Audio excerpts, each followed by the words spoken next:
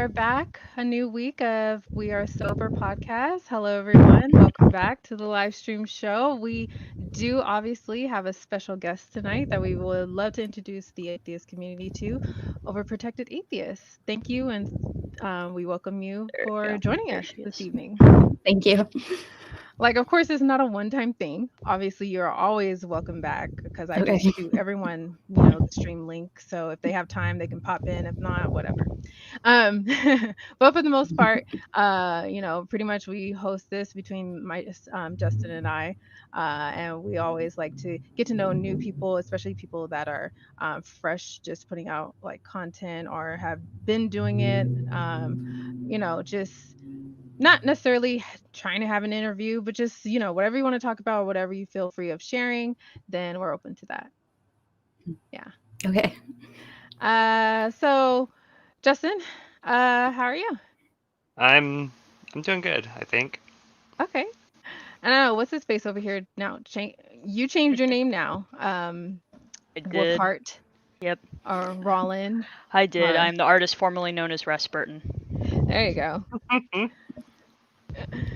But you know what? That's okay. Now we know the mystery behind the ever so famous super fan, although I guess Ollie Man is competing against you now, so I'll I don't concede know. to Ollie Man because I'm clearly a hack and a fraud. Of course. Oh, yes. So you are okay with us addressing you by your real name, Tiffany? Yeah. Okay. Yeah. So I know, like, just before we started, you had expressed that you actually just started everything that you're doing with your YouTube channel and things like that, just this January. So Yeah. what led up to all of that, really?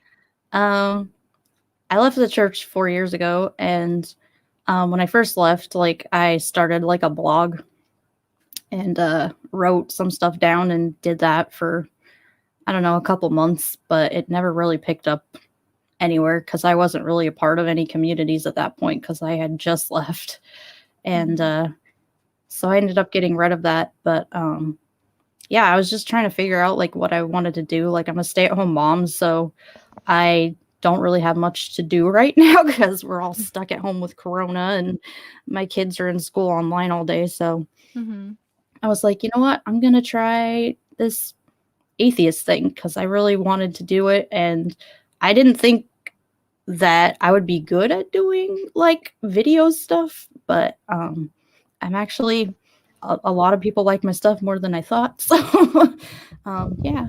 So I No. spent the last like 3 years like just listening to the arguments and Mm. just learning things on my own and reading a lot of books and stuff, and now I just want to like make content that stuff that I learned since I left and stuff that they don't teach you in the church.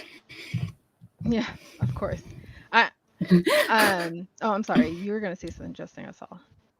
No, I was just gonna say that I watched a couple of the videos and I liked them. I like the quality. Same. I'm sure it's gonna get better, but it's pretty good. I didn't watch the latest ones, but I watched the Jesus is Dead Friends, and I thought it was good. I was never like very religious, so I never learned like the details of how it was supposed to work and what people were actually believed. So anytime that I hear conversations or listen to these types of debunking videos, I'm like, well, I mean, obviously, why would anybody believe that to begin with? That's silly. But so I like these because it's a way to be exposed to the beliefs and the core systems without actually having to read the books. Because I tried reading the Bible. I couldn't make it through like the first chapter. It's terrible. Yeah. But I know because when we started doing this, we started doing it live because it felt like it would be too cumbersome and take too much time and effort to do edited videos and put out quality content. So it was like, let's just talk live and whatever happens, right? But I mean, your videos are good, especially with seemingly like no formal training or anything. So I think it's really cool. Thanks.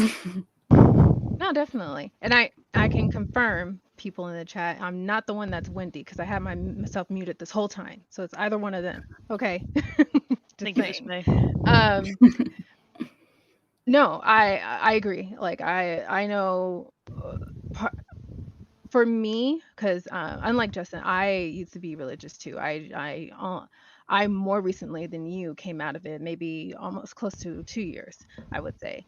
Um, and so, me, and it's special kind of circumstance for me because outside of, people I've gotten to know online and stuff, family, friends, real world, I guess you can say, do not know I'm an atheist. So I am closeted. So for me to do this sort of thing is a huge risk. But you have good friends that kind of convince you to do things, and lo and behold, you find yourself in different arenas that you never thought you'd be at all. Mhm. So it's been fun, still risky, but I think in the experience of it all, it has helped me be more comfortable speaking with other people, being on camera, or things like that. So I can see how, I don't know, a person can have a hesitation to actually put something out and be like, that's, I'm not good at this. That's not good. Who would want to listen to me talk for an hour or whatever, or 5 minutes even? Mhm. So that it's good that and especially since for you, I know you're more out because I remember recalling one of your videos that it was your husband that first said that he was a non-believer, and that kind of led you to do more research and discovery, and eventually you became a non-believer yourself. Yeah. Yeah. Sorry. Yeah, I that guess was a I should big have part led of with one. my Yeah. deconversion. Yeah. No, No. that's fine. Mhm. Yeah, he left like a year before I did, but my whole like goal was to prove to him that Christianity was true. Right. And Yeah. when I actually started looking at it, I was like, oh, he might be right. Like, so Yeah. yeah, Have That you seems ever so to he left a be year before me, and then Oh, okay. No, yeah, go it ahead, seems to be Justin. like a common story amongst a lot of like former believers. They're like, "Oh, I had this atheist family member or friend and I just had to try and convince them." And then as they research, they're like, "Oh, wait." Yeah. I've heard a lot of yeah. that too. Mhm.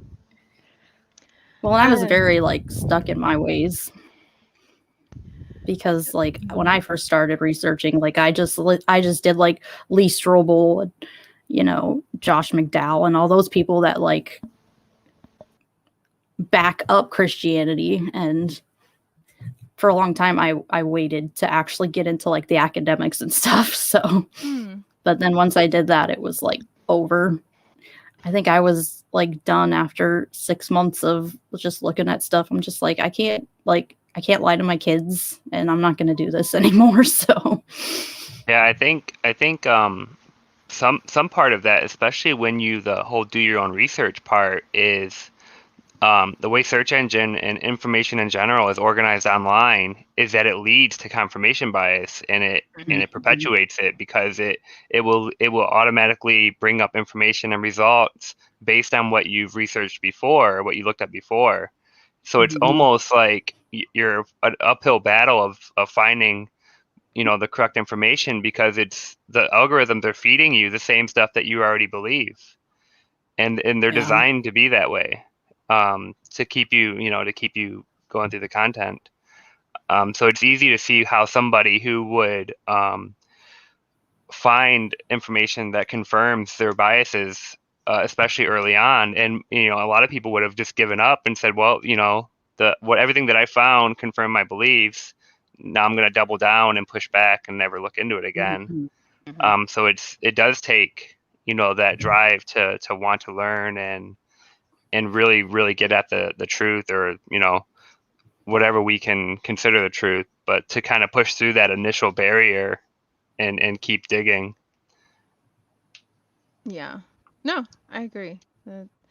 I think I don't know if I ever at least like in case of me, as far as family or close friends, no one I knew was an atheist or a non-believer or however they address themselves.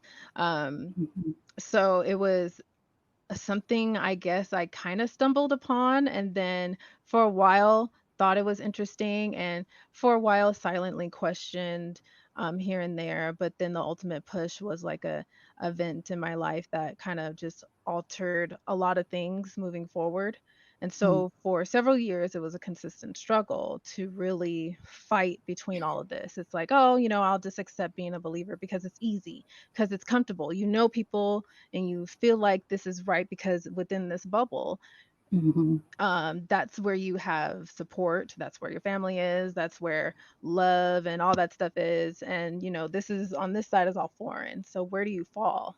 And so it definitely takes a bigger push, whatever research, whatever conversation you may have with someone, or whatever you may watch on YouTube, or whatever brought you down the other direction, to remove yourself out of that. um, Takes a lot. It may take even a long time. It doesn't always often come as quickly for some than it does for others. Yeah. Yeah. So I have a question. So you said your husband was deconverted a year, or left the church a year before you did. Yeah. So what was that year like? Because Mhm. and in my experience, and what we see pretty often, is people who when they first leave, es- and especially the more conservative and the more insular the organization of the church was, the more firebrand and the more like upset and angry they are when they first leave. So Yeah. I don't know the situation obviously, but that's what we see, is people are like really hardcore against their former organization in the near term. So what was that like time frame like? It was interesting because like he's not someone to like, I mean, he tells us what he believes and stuff, but he doesn't like come out and be like, you have to do this or whatever. So, Mm. I mean, me and the kids still went to church for a whole year, and he kind of just laid back, low. He doesn't really like to talk about religion now that he's not religious. Like, he just Hmm. doesn't want to deal with it.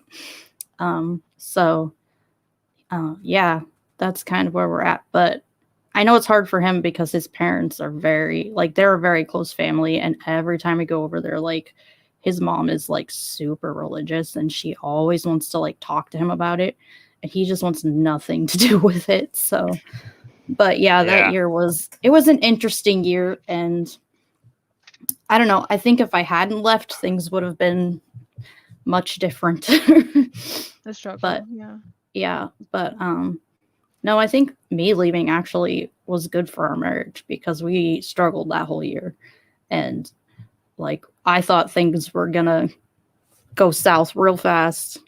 And after I left, all that stuff kind of just went away and we're able to like be on the same page with stuff. Things now, so it makes our marriage a lot easier and we're not in that constant battle all the time. Yeah, there's also the dynamic of being in that type of environment where most people around you, especially family, are religious and are pushing against you. Is now you're like a team working together against that common problem together. So it's like kind of would push you together even more. Mm-hmm. Yeah, and I think it strengthened our marriage, I think.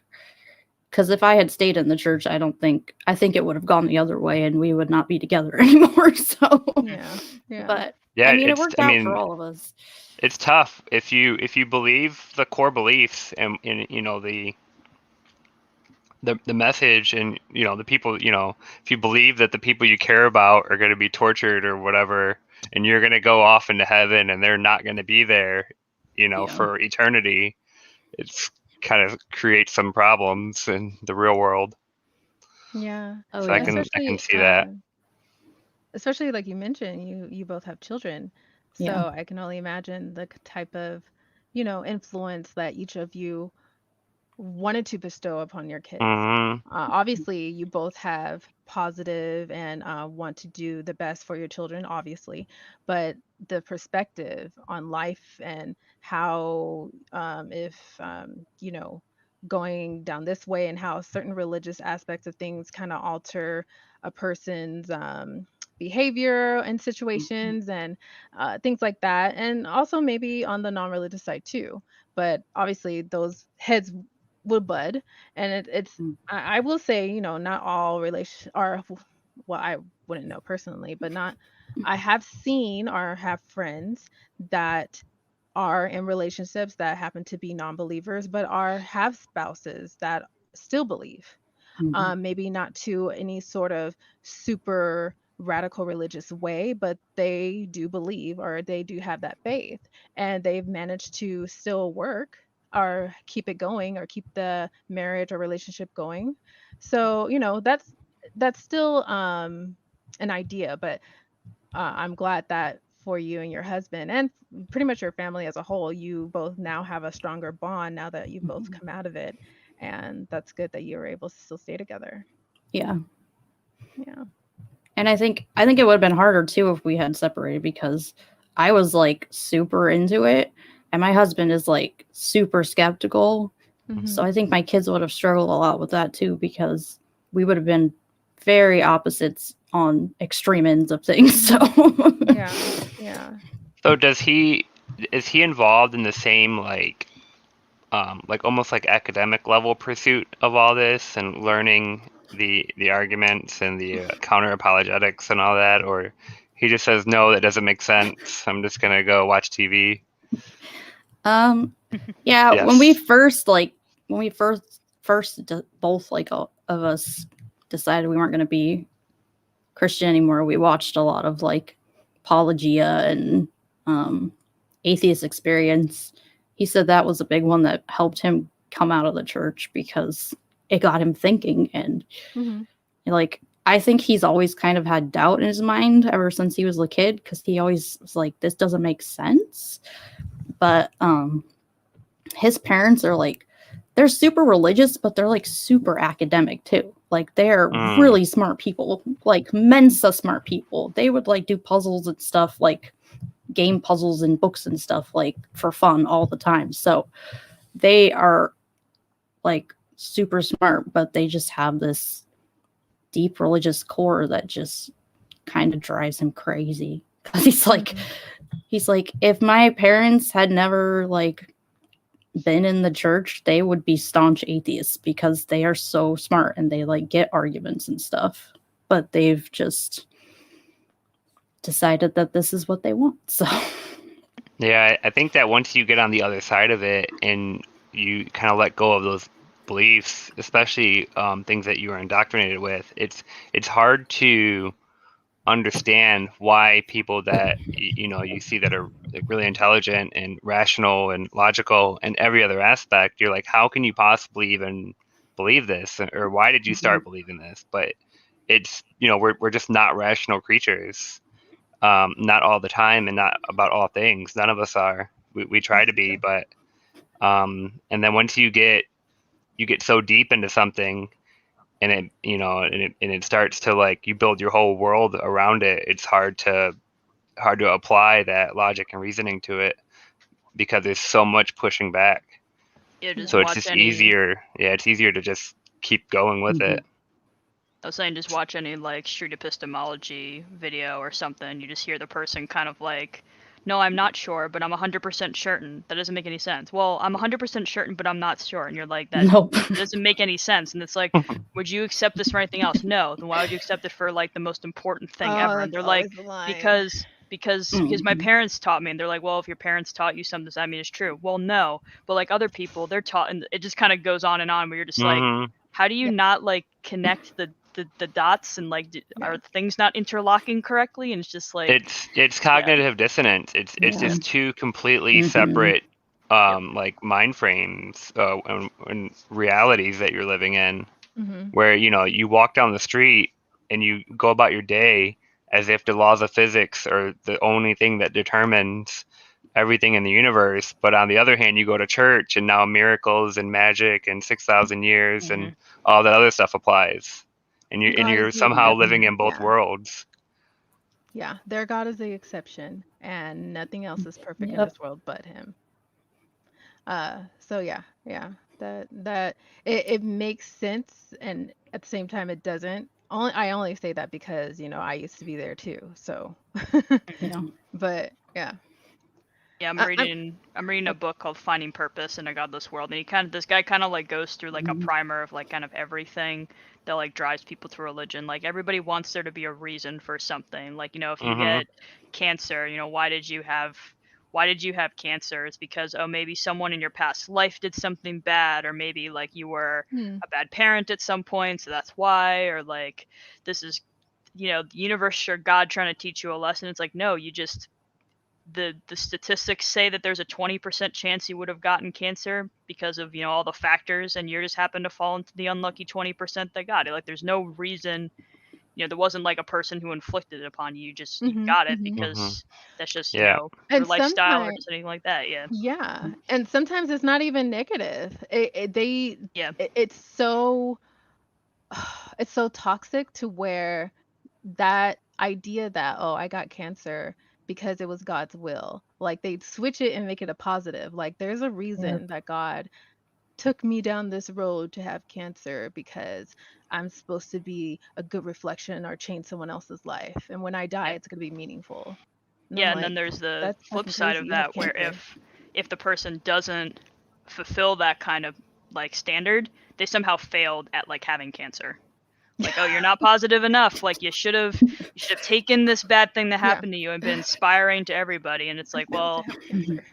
or there's that other thing where it's like, oh, if you're positive enough and you do all the right things, the cancer will go away because God or the universe will be happy with you trying to do this. And then when it doesn't happen, because that's just how cancer is, they're like, Mm. oh, I must have failed. And it's like, no, you didn't fail. It's just that's how cancer is.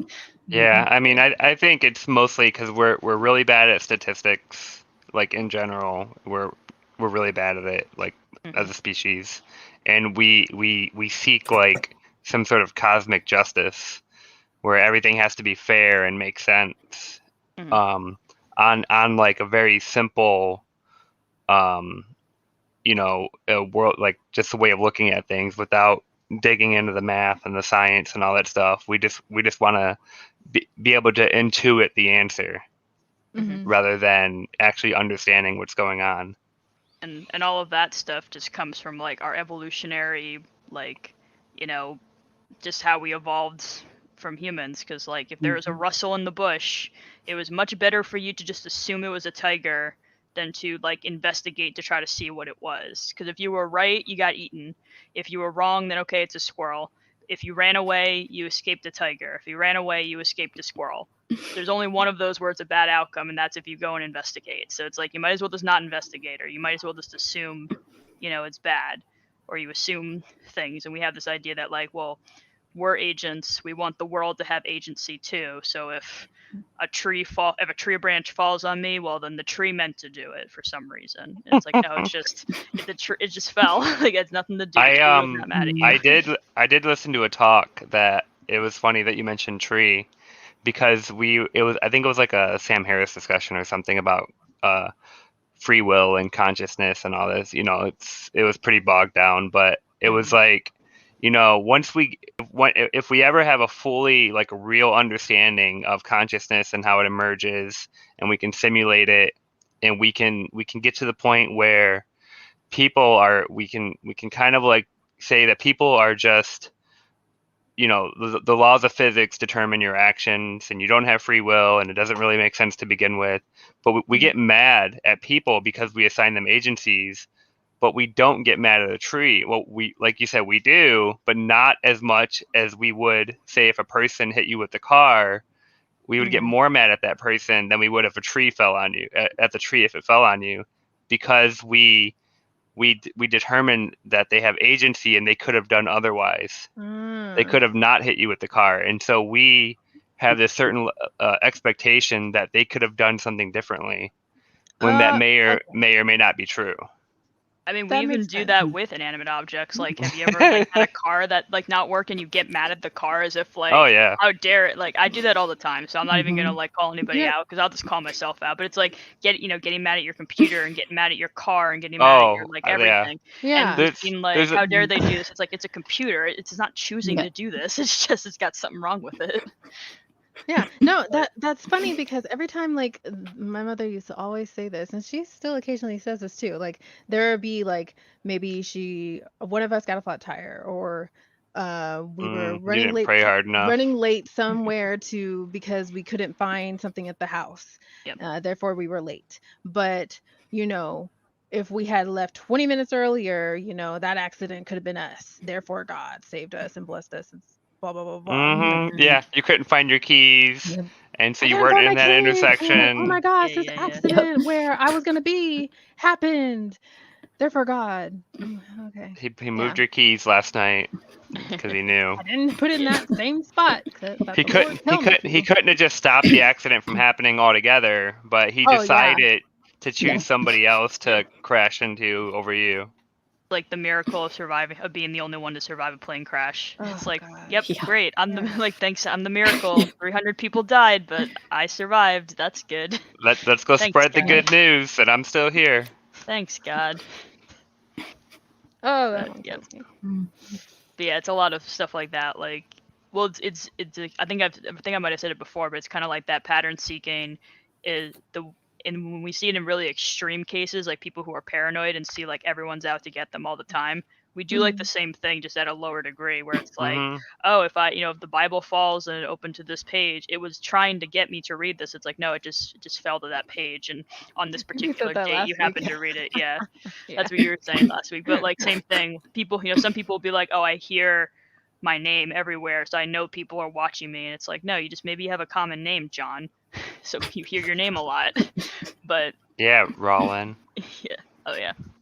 Totally my legal name. 100%. This is on my birth certificate. Yeah, good points. I was Yeah, gonna say, Giggler says confirmation bias is tough to talk people out of.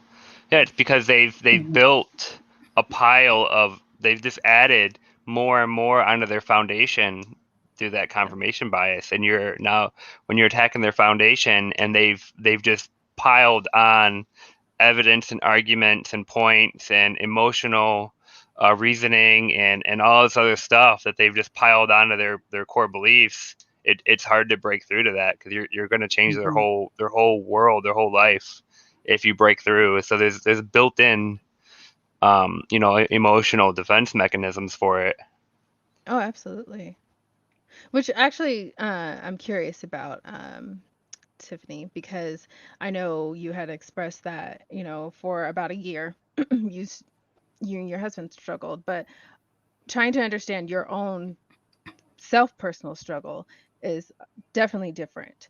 Yes. So I mean, you don't have to get too in the weeds about everything you were feeling in that moment, but just, the shock of, your husband saying what he said, and then all of a sudden rethinking about your life, but just for you yourself, um, did that, in a sense, feel like a loss, or did you feel attacked in any way, or simply just, sad that what you had thought was true for so long is no longer the case, and you had ultimate control over your life all up until this time?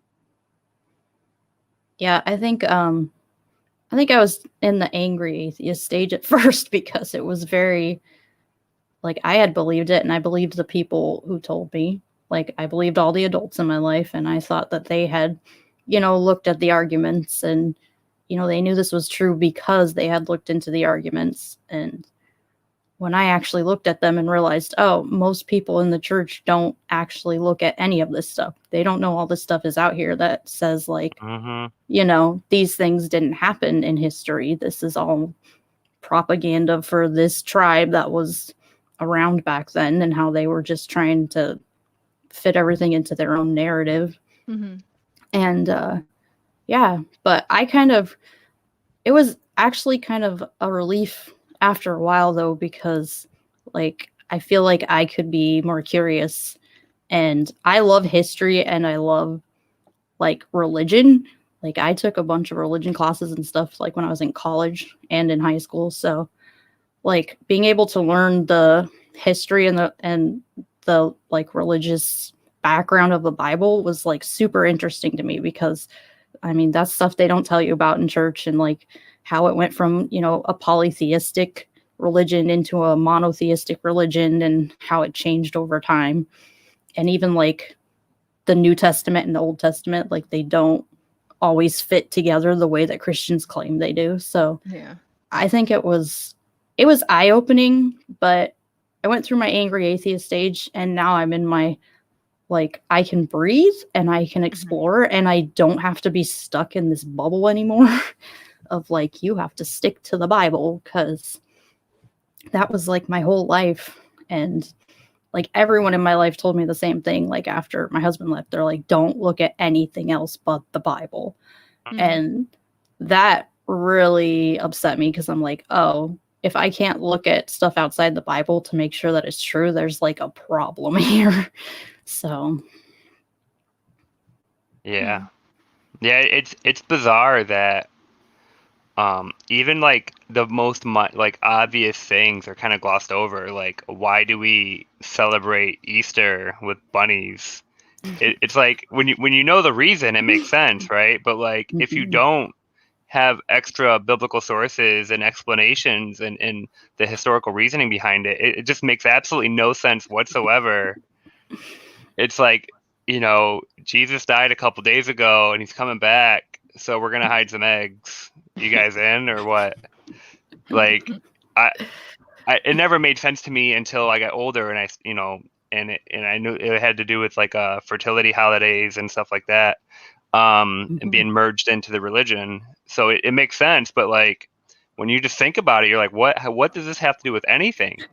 And then when you learn about Christmas and how that was never meant, nobody actually believes, or not scholarly believes, that it was Jesus' birthday or anything. It's just that was just they wanted people to celebrate, so they just made it a Christian holiday based on existing holidays, and they had to give some meaning to it, so they just said, yeah, we're gonna celebrate Jesus today.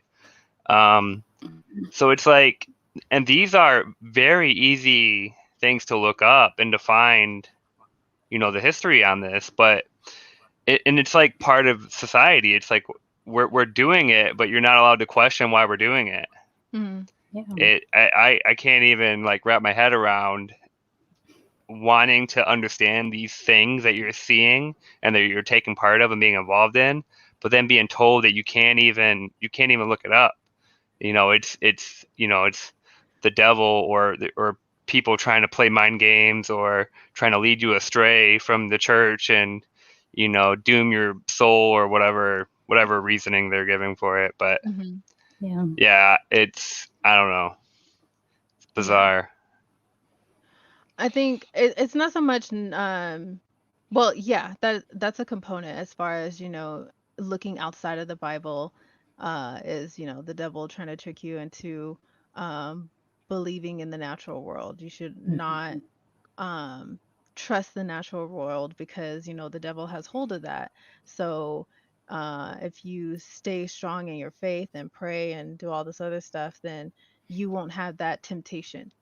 Yeah, you get rewarded for believing even when there's no evidence, and especially when there's no evidence. You get rewarded even more for it. Right. I'm curious too, like you said, Tiffany, that you've been an atheist now for 4 years, right? Yeah. Has it ever been a time where you've struggled, like, based on pushback from family, maybe potential friends, maybe close friends that you lost, I'm just kind of throwing it out there, that, yeah, I don't feel that I really believe in this, but it just seems easier because I'm missing family, or certain people refuse to be around me or talk to me, or things like that. Has there ever been that point from when you turned away from it up until now where you felt that you wanted to go back or try to believe again? I don't think so, because I think once I saw like the evidence, like it was just gone. It's really interesting because like when I talk to like Christians, they're like, oh, but you can, choose what you believe or whatever. And it's like, no, I literally cannot choose because I know how the Bible was written. I know where it came from. I know the history, and I know things that are in the Bible that are not true. So I can't go back. And I never felt, I think with like my family, like all my siblings are okay with where I'm at. And with my husband's family, like obviously they want us to come back, but they're also very willing to be like, okay, well, we'll just let you live your lives. So I think there's not too big of a push, but at the same time, I don't know. I think it's more on my husband because like my siblings and stuff, they don't really do anything. Like they don't push religion or anything. But I think it's way harder for my husband because his mom is constantly hounding him. And I think that's a lot with like man being the spiritual leader of the house. Like he needs to come back. And I've talked to them before and they honestly believe that we're going to come back one day. But like we've told them, what we believe, and we've even given them books and stuff to read. And they're just like, well, this is like, I read it, but I don't understand why you think this is true. And it's like, because it is true. Like this has evidence to back it up. And what you believe doesn't have evidence to back that up. So. Hey, Giggler. Well, this is our good friend, the Giggler. Partner in the show. How are you, sir? I'm good. You had some things to say in the chat, so. Yeah. I want to be part of the show. I figure I'll jump in, listen, be quiet. It's bedtime for the kids. There's no reflection there, right? Okay. No, you're no one's seeing naked enough. Children in the other room. Light enough where we live, so. Perfect. Okay. So you mentioned that they're convinced that you can just choose what you believe and then just decide to go back to the church. But I mean, they don't really believe that, because if you asked them the same question or told them the same thing, they wouldn't agree that they can just decide to not believe.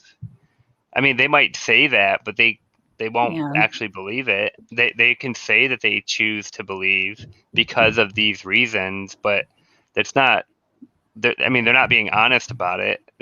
They're convinced of the truth of it, and then they choose to act as if they are convinced of the truth of it, not that they just simply choose to believe it. They're convinced that it's true, and they're convinced that I'm convinced that this is true, so if I act as if it's not true, I'm going to be in trouble. So they choose to like, go along with it and follow the teachings and this stuff, but they're already convinced that it's true, and they don't, we don't really believe that you can just decide to not believing in it one day. It's like I can't just decide to believe that, the sun isn't going to come up tomorrow. Like I can't just convince myself of that and wake up and then just go about my life as if that's not going to happen.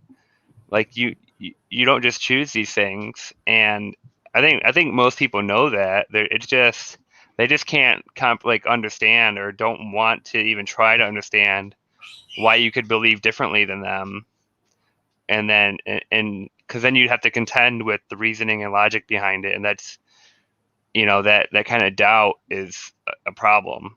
Because if you're a rational, reasonable person and you've came to these conclusions using good arguments and good reasoning, they don't have a way to kind of just say either you don't really understand what you're saying, or maybe you're there's some other thing at play, but it can't be that you've arrived at these conclusions rationally. That just can't be the answer. Like you had to emotionally choose to deny, their reality, because then, because that's the only way to to easily brush it off and not have to contend with it.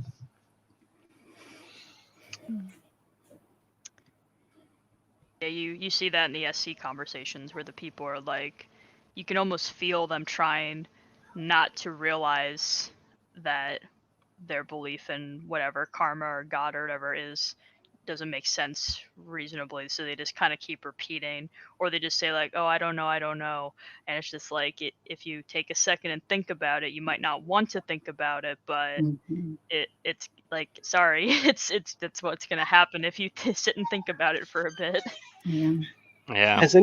Has anyone else noticed that there seems to be a lot of projection coming from the religious side that doesn't Mhm. seem to exist on the other side? Like that to me is one of the big keys that, oh, you're saying I believe in science because of faith, and then you're using faith as a disparaging word when that's the reason you believe. Like, I'm trying to figure out what is the antithesis to that. What is it that the atheist says, oh, you religious people, you're just doing the same stupid thing we're doing? Like, that doesn't seem to be a thing. I can't seem See, to find it. I think you're giving too much credit to atheists and atheism, and the reason that people are an atheist, right? I think there's just as much irrationality and bad reasoning and bad justification involved on the atheist or secular side as there is on the religious side. We just Absolutely. don't tend to see those people involved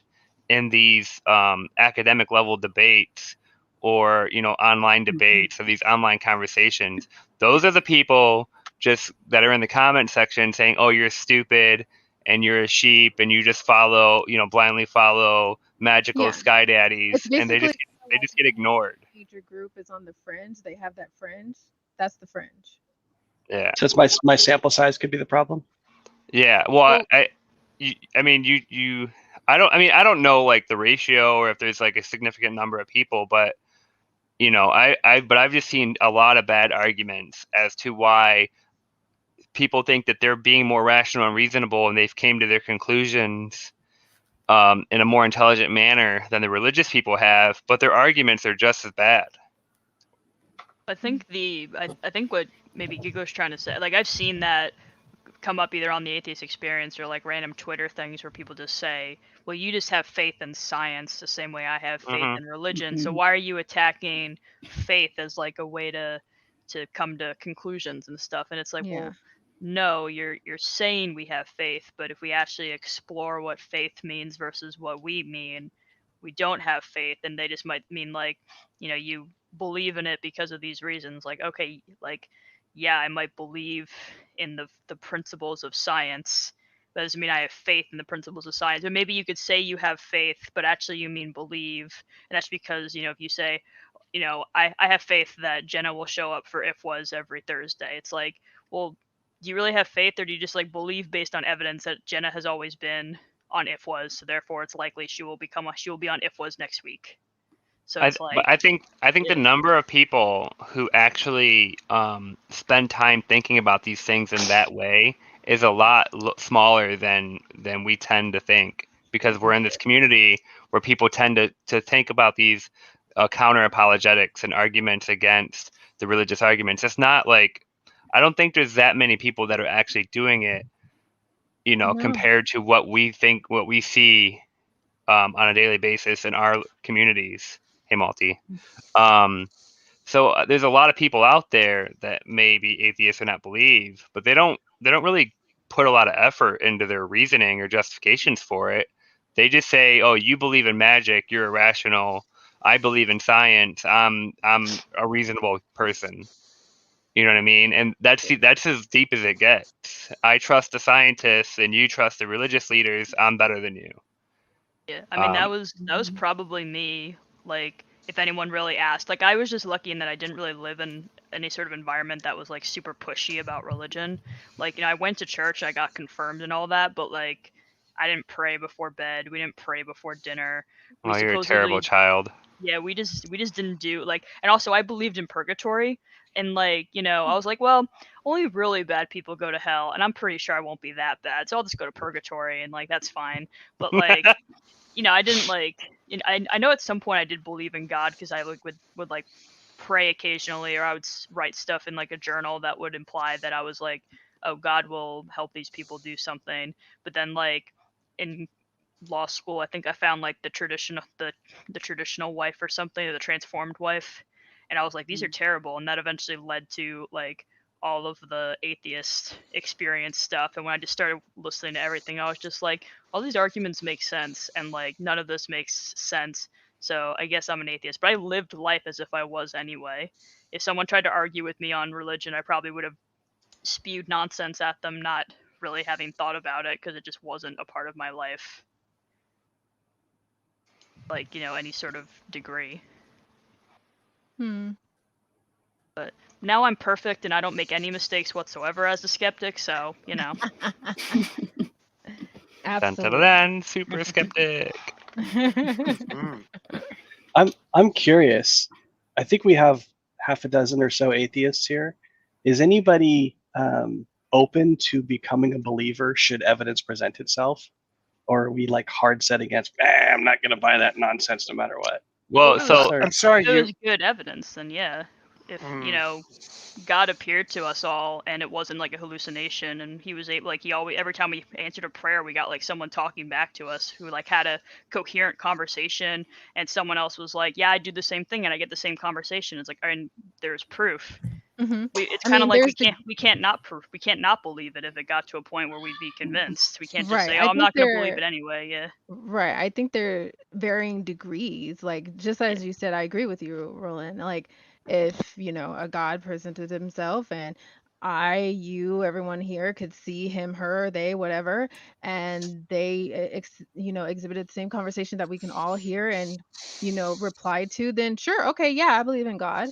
But to follow said God based on, it would depend, because it might, you know, just because the Bible says this is how God is, that might not actually be how God is. It might just be, so like if the God appeared to us and it's like, hey, I've been entrapped by the evil God and I can prove that, and like the evil God's been the one doing all this nonsense and I need you all to fight for me, and we were convinced, I'd be like, you know what, hold on, maybe there's another.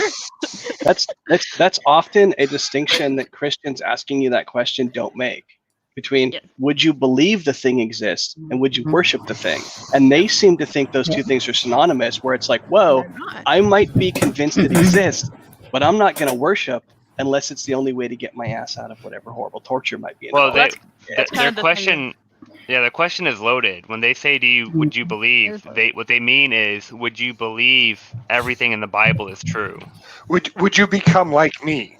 Well, another part of it is like they seem to have this idea that like if you believe, there's no way that you wouldn't worship it, and that's kind of the argument of like, oh, why, that's why God can't reveal himself to everybody, because if he did, then everyone would just be a believer against their free will. And I'm like, yeah, we would just spend all day worshiping. We wouldn't do anything everyone else. Would just worship him on free will, and I'm just like, no, because, and you know, people, I think, you know, atheist experience people have like, well, Satan believes in God but doesn't worship him, and it's like, there have been plenty of people who knew about God and still turned their backs on him.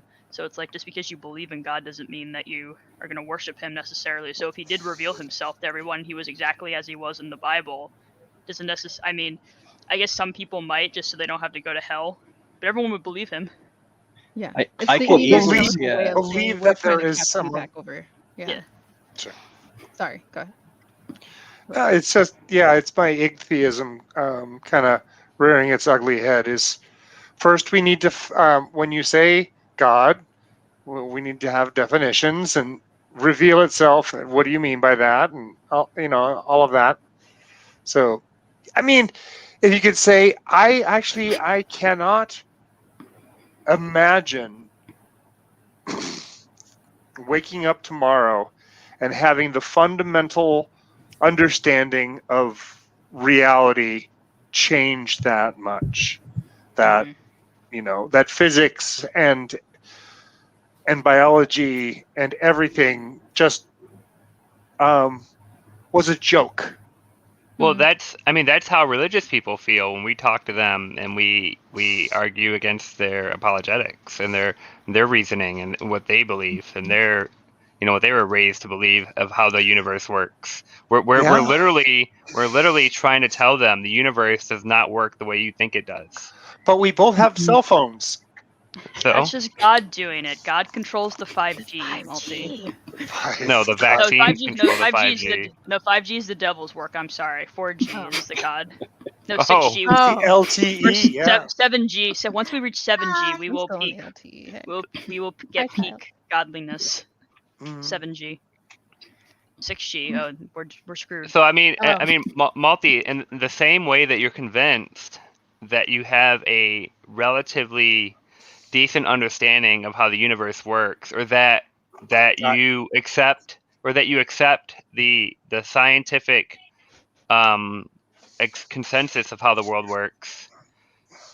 That's how the people that believe, like really believe in religion, are probably believe that even more. Don't make him get a book, Justin. Yeah, so Don't make him whip out a Why are book. you making this shelf is theory, and this shelf is experimentation. These are all lab books. These are all experiments that you can do. I don't see the same thing in the Bible. But no, that's not the point. Okay. I'm talking about the level of conviction of your belief.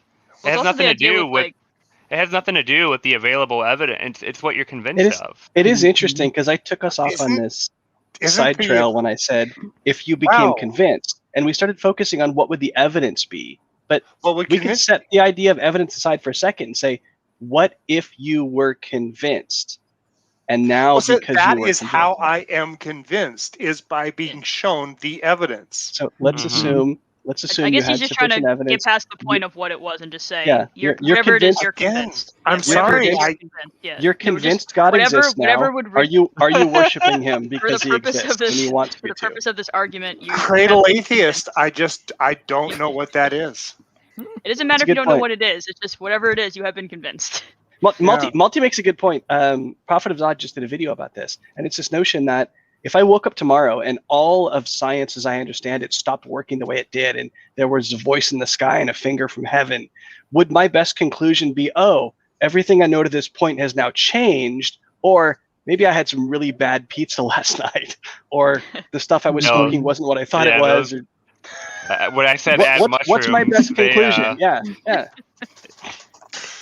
And I don't think the religious person who presents this potential evidence of God writing in the sky realizes that, yeah, if I saw a finger in the sky, my first conclusion wouldn't be, oh, that must be God. It would be, See, wait a minute, this doesn't match anything I know about reality.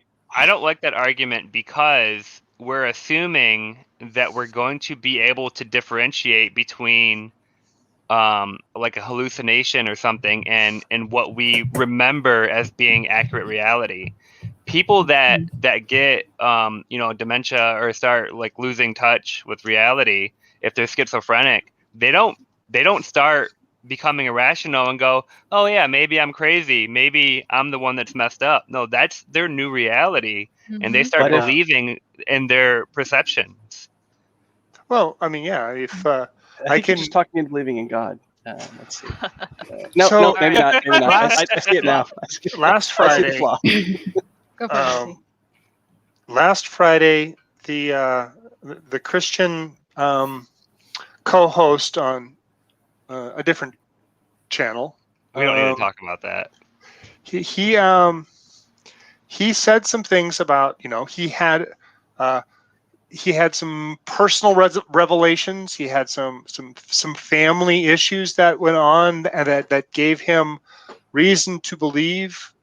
And when I hear that, he wouldn't go into specifics. He didn't feel comfortable going into specifics and didn't get pressed. I'm never mind. But the thing about it is just that I believe this person was raised religiously, and then when confronted with something that was traumatic, was unknown, was highly,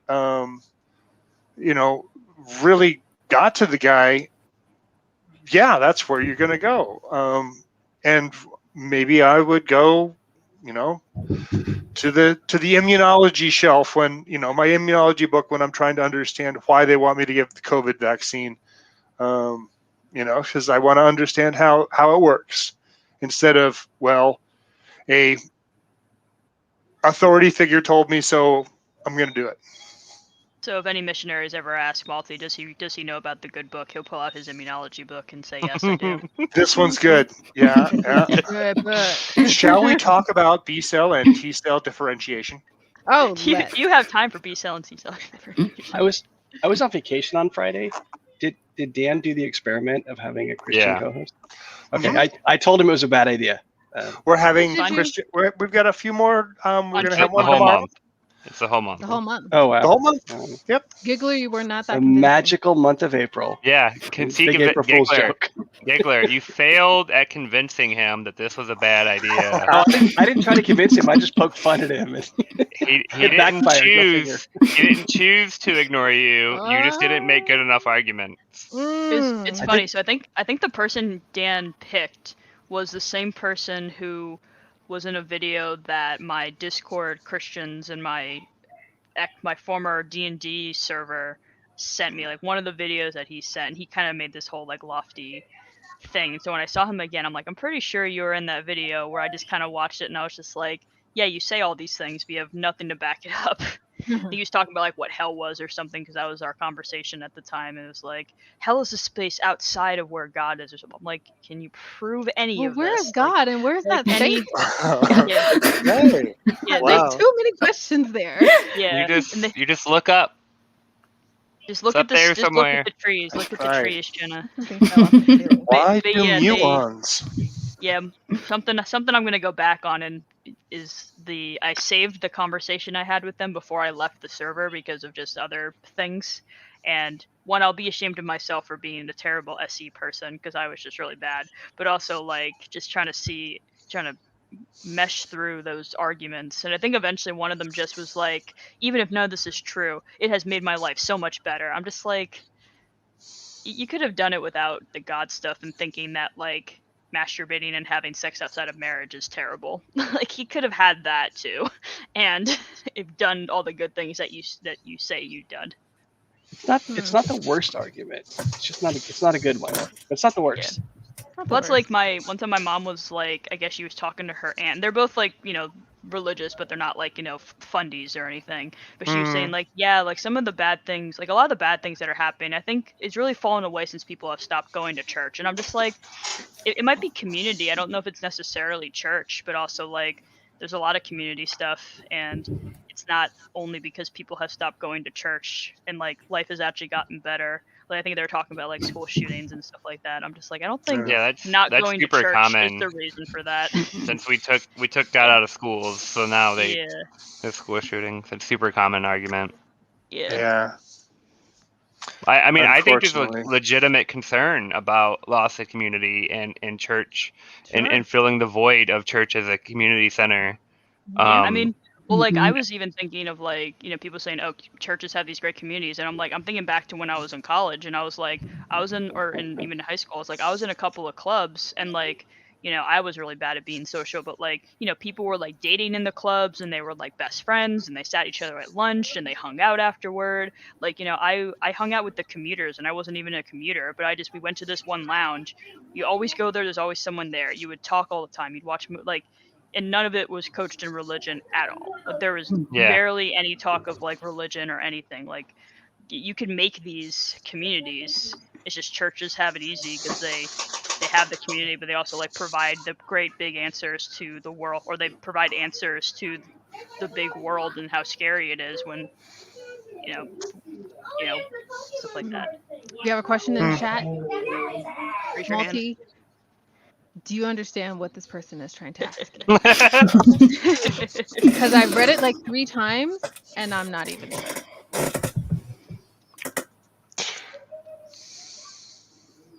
I don't know what Probability resource limitations. You lose me there. Yeah. I don't know what that means. All right, next. Okay, next. Sorry, The next question from Feel free to rephrase and come back. please. Can you put that in 4-letter word or less? I don't even know who that is. Anyways, yes. Thank you.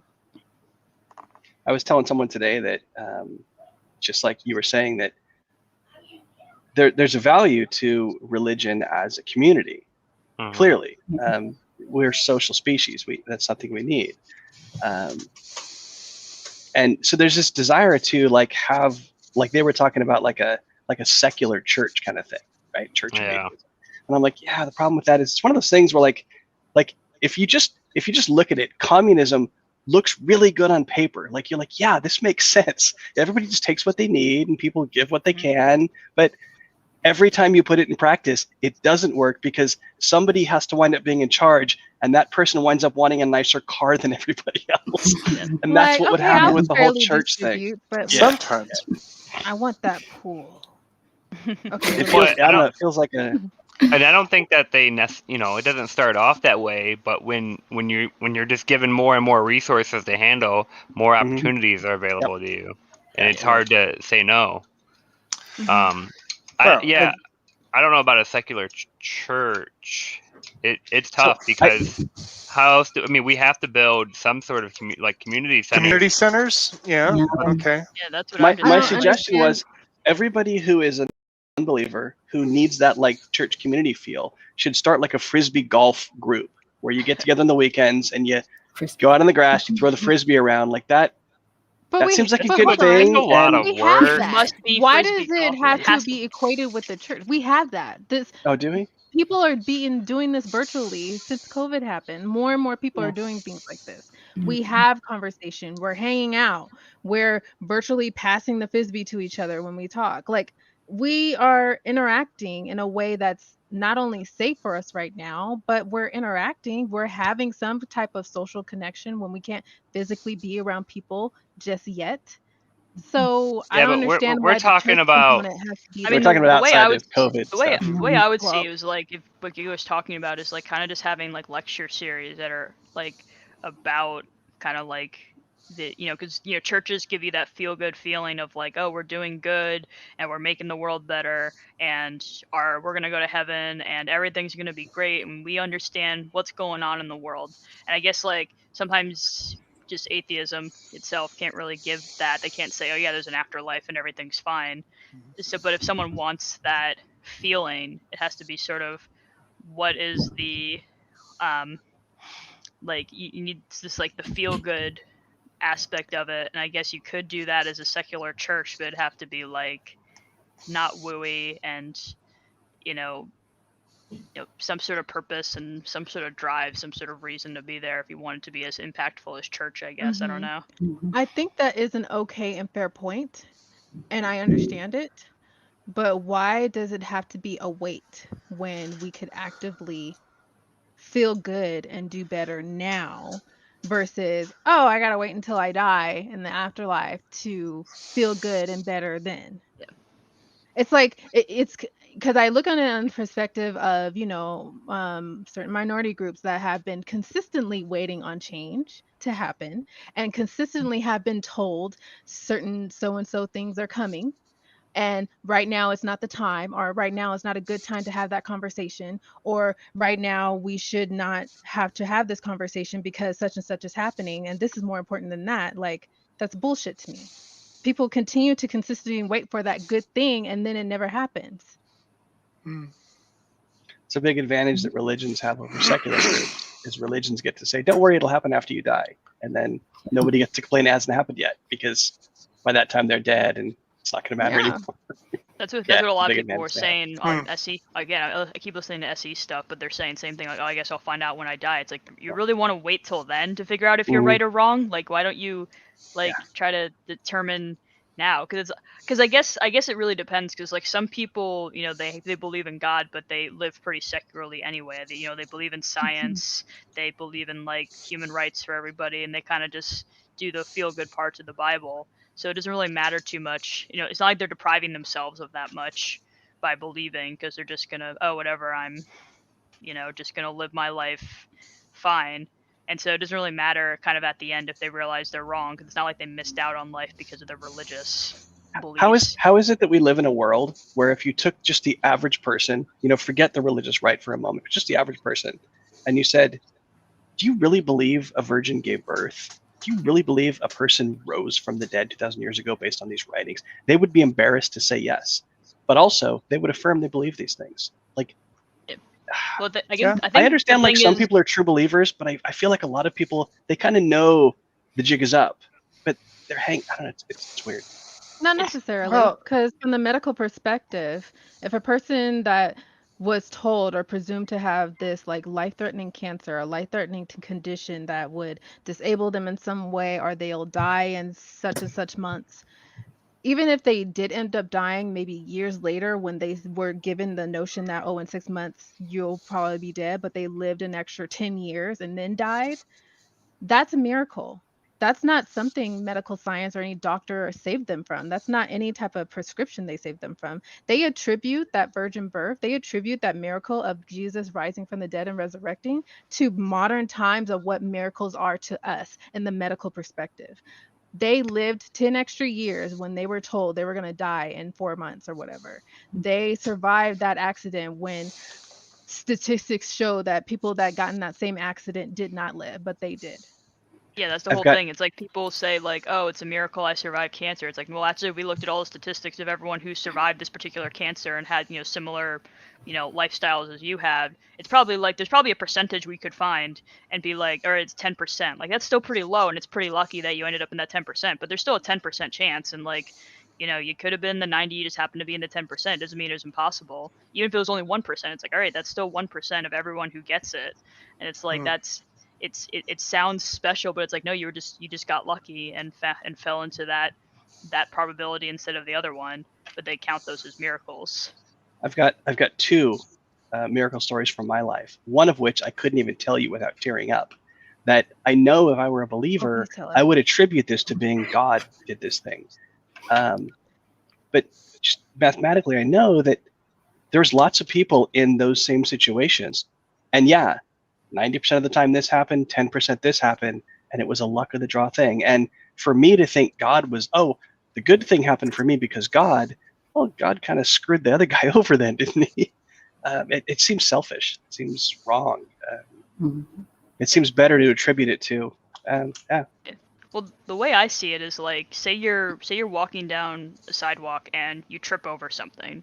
Would you rather turn around and see that it was just a random branch that had fallen down or like a random rock or something, or would you rather see someone had stuck their foot out and tripped you?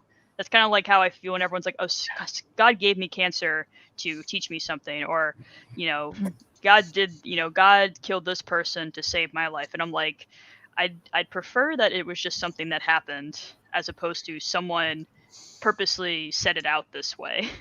Oddly, whether it was just a rock you stumbled over, a person who tripped you, you're going to turn around and curse at it as though it had Yeah, intent. exactly. That's human nature. Yeah. That's true.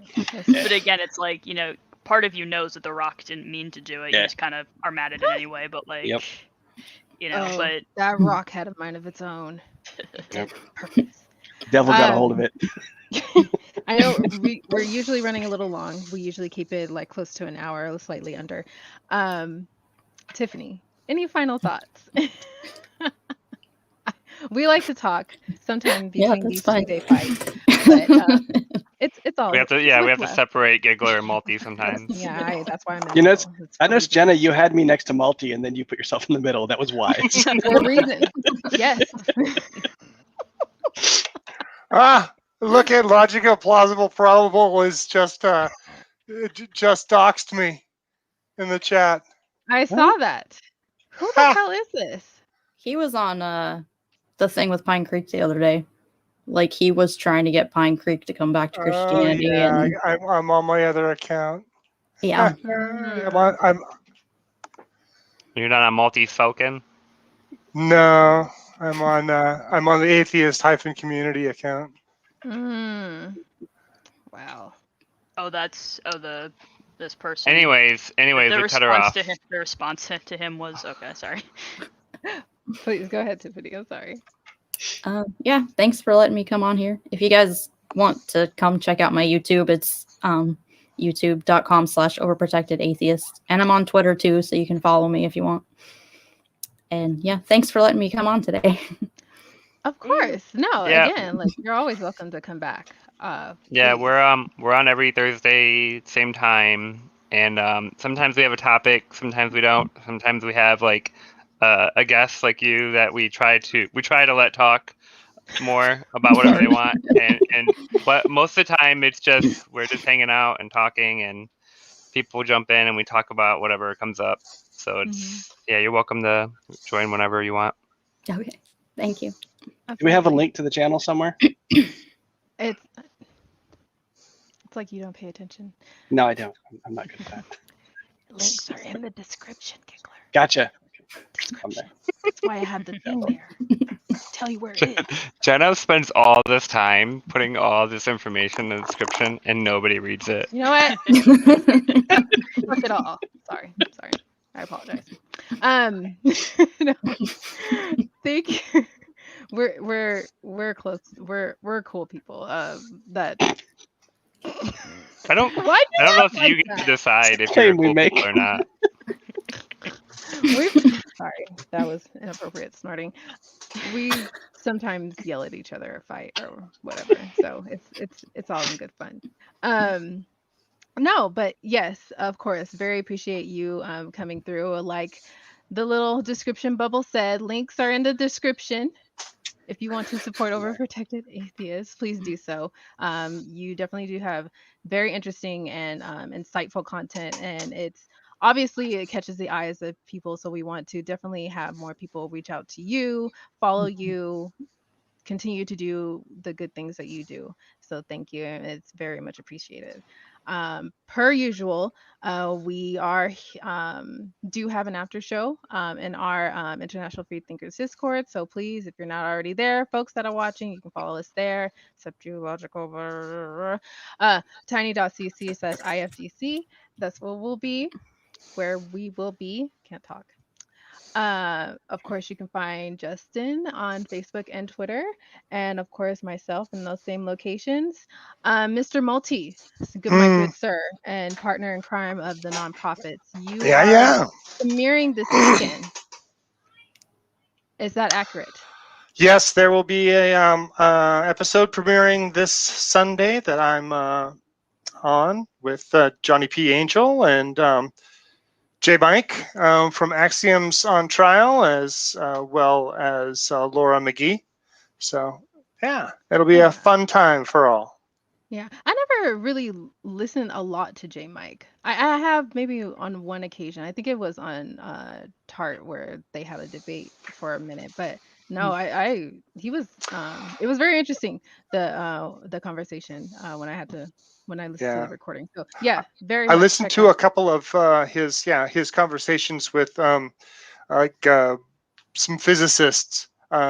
Logical, plausible, probable. You should go check out when they're actually talking to real scientists instead of those from the Design Institute. Is that what it's called? Oh yeah, Intelligent Design Intelligence. Yeah. Okay. Oh boy, but yeah, no, there's some really good stuff. They were taking and breaking apart somebody's thesis of why there's must be intelligent design, and it was pretty fun. I can say that. And my chair keeps on dropping. You are getting a little short. Our new name friend, Wolfheart. Where are you? What are you doing? I'm on Twitter as Rollin Wolfheart now, so keep that whole mouthful in. And I don't have any atheist stuff. I stream on Twitch random games on Tuesdays and Thursdays, and eventually Sundays. Oh, that's even at like better. 5:30. Why even spend your time talking about this mess? Unlike the giggler. Where you be, good sir? We actually had the police come to our house recently over some potential child neglect issues. So I'm currently on the lam. So don't look for me right now. Hopefully I can fill you in next week on what's going on there. It's all good. It's all good. Just all right. There's legal things involved. Great. Thank you for killing our channel. Well, folks, that's it. Maybe we'll be here next week. Wow. It is a true story though. This is why we can't monetize. This is why you can't have nice things. Yeah, exactly. Good point. Eventually we'll disband Giggler. You're Thank only you allowed all. in the Discord We'll after. see you next week.